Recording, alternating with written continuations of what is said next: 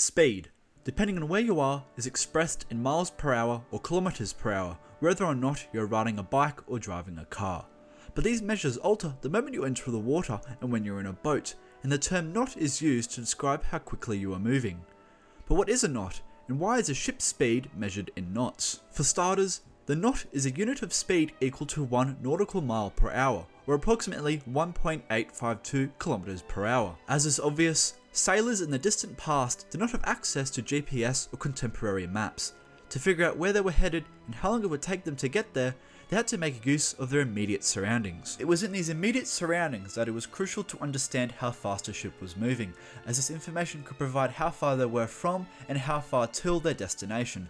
Because, you know, the ocean is pretty boring. And the method in which they collected this crucial information came in the form of the humble knot. Of course, it doesn't take a genius to know that a knot has to do with rope, but before we get to the knot, we have to talk about the nautical mile. The nautical mile serves as a foundation for the phrase knot, which dates back to at least the 17th century.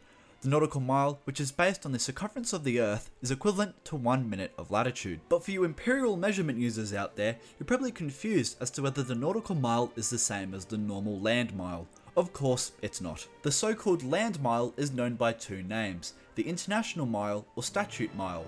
A nautical mile is somewhat longer than an international mile, with 1 nautical mile equal to 1.15 international miles. And now, without any more dilly-dallying, it's time to get to the knot. Up until the middle of the 19th century, sailors used a fairly straightforward instrument called a chip log to gauge the speed of a ship while they were aboard.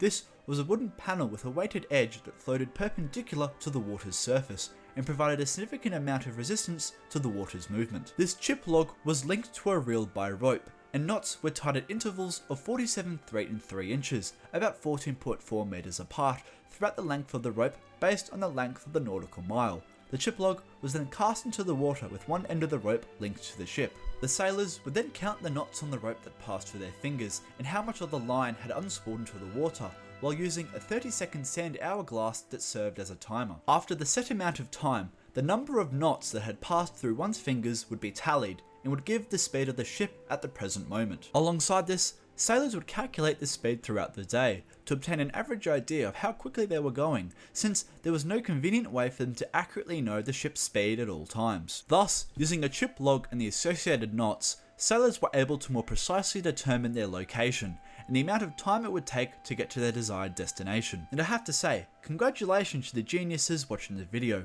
who have coined on to another peculiar fact. Yes, these chip logs are the reason why we call a collection of measurements logs today. So the next time you hear the word knot used in connection to speed, you'll know that it originated from a simple contraption created by ingenious sailors centuries ago. This has been me, Jack, and please, if you're in a boat, don't speed.